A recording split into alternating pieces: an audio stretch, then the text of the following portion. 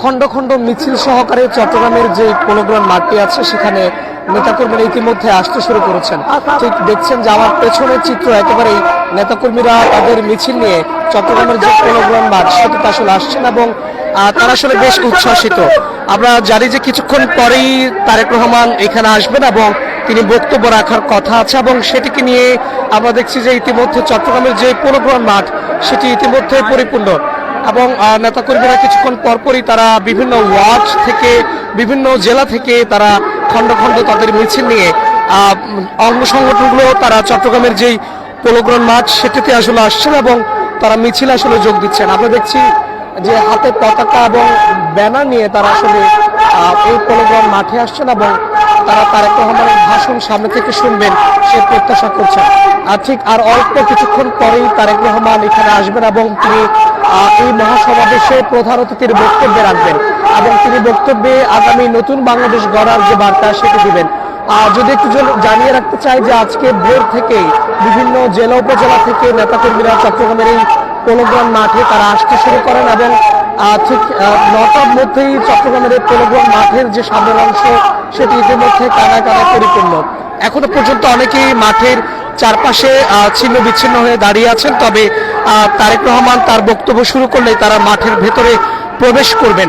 ফলে আমরা এখন দেখছি যে ইতিমধ্যে নেতাকর্মীরা যতই আসলে সময় গড়াচ্ছে তারা তাদের যে খণ্ড খণ্ড মিছিল সেটাকে নিয়ে চট্টগ্রামের যে পৌরগ্রাম মাঠ সেটিতে আসছেন।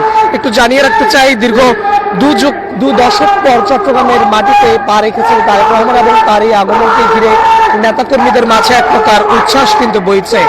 ঠিক সবশেষ 2005 সালে তিনি চট্টগ্রামের এই পৌরগ্রাম চট্টগ্রামে এসেছিলেন এবং 2012 সালে তার বিএনপি চেয়ারপারসন বেগম খালেদা জিয়া প্রয়াত তিনি আসলে এই পৌরগ্রাম মাঠে তার মহাসমাবেশে বক্তব্য রেখেছিলেন এবং ঠিক তারই 20 বছর পর আবারও তারই সন্তান চট্টগ্রামের এই পৌরগ্রাম মাঠে তার যে ভাষণ সেটি আসলে রাখতে চলেছেন।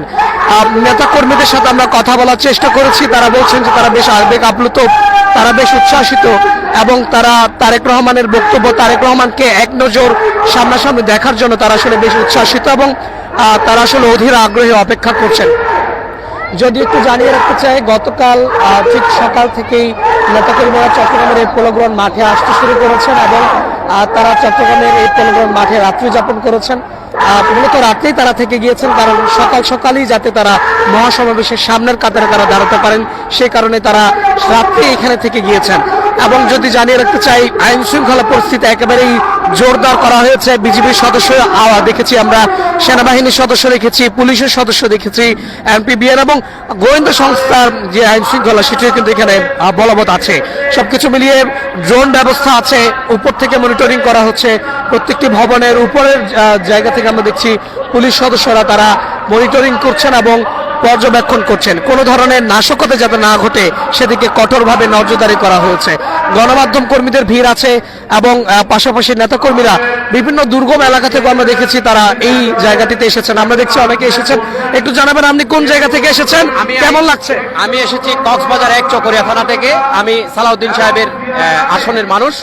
আমি একজন ঘনিষ্ঠ কর্মী, সুদূর চকরিয়া থেকে চলে এসেছি এই তারেক রহমানের জনসভা দেখার জন্য। এই যে নিজের নেতাকে সামনে থেকে দেখবেন, কেমন অনুভূতি কাজ করছে, কি পরিমাণ আনন্দ লাগছে? আসলে আমি 20 বছর পর চট্টগ্রামের মাটিতে জনাব তারেক রহমান আসছেন। শহীদ প্রেসিডেন্ট জিয়াউর রহমানের এক কনিষ্ঠ পুত্র জনাব তারেক রহমান দীর্ঘদিন তিনি অনেক লাঞ্ছনার শিকার হয়েছেন এবং হত্যার শিকার হয়েছিলেন। তাকে মারতে পারেনি, তিনি লন্ডন থেকে সুদূর বাংলাদেশে এসেছেন শুধু বাংলাদেশের মানুষের জনগণের খেদমত করার জন্য তারেক রহমান দেশে এসেছেন। ধন্যবাদ। একটু জানাবেন যে কোন জায়গা থেকে এসেছেন, কেমন অনুভূতি কাজ করছে? চকরিয়া আমরা মাতার মোড় থেকে আইছি। ইনশাআল্লাহ আমরা দানের শীষে ভোট দেবো। দানের শীষের কিসের জন্য ভোট দেবো? সততার জন্য ভোট দেবো, দেশে এগিয়ে নেওয়ার জন্য ভোট দিয়ে দেবো। আমরা সারাদিনের সৈনিক, আমরা সারাদিনের উন্নয়নের, আমাদের তারেক রহমানের উন্নয়নের এবং তারেক জিয়ার উন্নয়নের ভোট, সেই জন্য আমরা চকরিয়াবাসী আমরা সবাই দানের শীষে ভোট দেবো, আমাদের সারাদিন ভাইকে ভোট দেবো, সেজন্য আমরা এখানে আসছি। দর্শক শুনছিলাম তাদের তাদের আসলে বেশ উচ্ছ্বাস তারা কাজ করছে, আনন্দ কাজ করছে। দীর্ঘদিন পর প্রিয় নেতাকে সামনে থেকে দেখতে পাবেন, সে আনন্দ তারা আছেন। আমরা দেখছি এখানে অনেকেই আছেন, একটু কথা বলার চেষ্টা করব এখানে কয়েকজনের সাথে। একটু আসলে জানাবেন যে কি ধরনের বার্তা আসতে পারে নেতার কাছ থেকে, কি ধরনের কথা শুনতে চান? আমরা আজকে সবাই যেন আগামী দিনে সব কিছু বলি দেন ভালোভাবে। আমরা একটা দানের শীষে ভোট দিব, অনেকদিন ভোট দিতে পারি নাই। এবার একটু জানাবেন যে কোন জায়গা থেকে এসেছেন এবং নেতা কি ধরনের বার্তা দিতে পারে আসলে। আমি চট্টগ্রাম কর্ণফুলী থেকে এসেছি। আমরা দেখতেছি আগামীর ভবিষ্যৎ যাতে সুন্দর হয় এবং ভালো হয়, এভাবে আমরা আশা করতেছি। আমরা আরো কয়েকজনের সাথে কথা বলবো। কোন জায়গা থেকে এসেছেন, কি ধরনের আনন্দ কাজ করছে এবং সবকিছু মিলিয়ে অনুভূতি কেমন? বিসমিল্লাহির রহমানির রহিম। আমরা চট্টগ্রাম 4 সীতাকুণ্ড আসন থেকে এসেছি। আমাদের ধানের শীষের প্রার্থী লাইনা ইসলাম চৌধুরী। আমরা আশাবাদ ব্যক্ত করছি বিগত সময়ে যারা ভোটবিহীন নির্বাচন করেছেন, এইবার 12 ফেব্রুয়ারি ইনশাল্লাহ সমগ্র বাংলাদেশের মানুষ ধানের শীষে ভোট দিয়ে সুষ্ঠু নির্বাচনের মাধ্যমে ধানের শীষে বিএনপিকে সরকার গঠনের দায়িত্ব দেবে ইনশাল্লাহ। একটু আমি আরো কয়েকজনের সাথে কথা বলতে চাই। নেতা কি ধরনের বার্তা দিবেন? তারেক রহমান কোন ধরনের বার্তা দিতে পারেন? কি ধরনের বার্তা আসছে?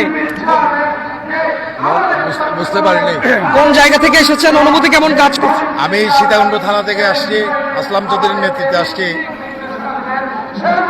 আর কি বলবো ধানের শীষে ভোট দেওয়ার জন্য। একটু একটু জানাবেন যে কি ধরনের বার্তা আসলে চাইছেন নতুন বাংলাদেশে। জি, আসসালামু আলাইকুম। আমি রাউজান মহাভারত থেকে এসেছি, শাহজাদা মোহাম্মদ হাসান। আমি দানের শীষের পক্ষে, তারুণ্যের অহংকার তারেক জিয়াকে সমর্থন জানানোর জন্য এখানে আসছি। ভবিষ্যতে 71 বিরোধী যারা আছে তাদের বিরুদ্ধে অবস্থান করার জন্য আমরা বদ্ধপরিকর। আসসালামু আলাইকুম রহমতুল্লাহ। দর্শক, আমরা দেখছিলাম যে কেউ সীতাকুণ্ড থেকে এসেছেন, কেউ বিভিন্ন দূর দূরান্ত থেকে তারা চট্টগ্রামের এই পোলোগ্রাউন্ড মাঠে এসেছেন। তারা বারবারই বলছেন যে তারা চাইছেন নতুন বাংলাদেশের যে প্রেক্ষাপট সেটি যাতে পরিবর্তন হোক এবং নতুন কিছু আসলে আসুক, সেই প্রত্যাশা তারা করছেন। কোন জায়গা থেকে এসেছেন এবং কি ধরনের বার্তা আসতে পারে নতুন বাংলাদেশের জন্য? আমি সীতাকুণ্ড থেকে এসেছি। তারেক জিয়া একজন শহীদ রাষ্ট্রপতির ছেলে, স্বাধীনতার ঘোষকের ছেলে, বাংলাদেশের প্রথম মহিলা প্রধানমন্ত্রীর ছেলে। তো তার আর কিছু পাওয়ার দরকার নেই। সে বলছে সবার আগে বাংলাদেশ। তো আমি চাইবো যে আগামীতে যদি উনি ক্ষমতায় যায়, যেন সে তার তো আর কিছু চাওয়ার নাই। প্রয়োজনে আমরা এই সরকার আবারও তিনি যেন অনিয়ম যেন না করে, অনিয়মকে যেন প্রশ্ন না দেয়, সবার আগে যেন বাংলাদেশ এই চিন্তা করে, কোনো খারাপ যেন তার গায়ে না লাগে। আমরা তার কাছে এটা চাই। তারেক রহমানের কাছে কি ধরনের প্রত্যাশা করছেন? বাংলাদেশ যেন ভালো মতন চলে, বাংলাদেশ যত ভালো মতন চলে, ভালো মতন চালায়, এইটাই প্রত্যাশা। ধন্যবাদ। দর্শক, আমরা শুনছিলাম যে ব্যাপক প্রত্যাশা তাদের আছে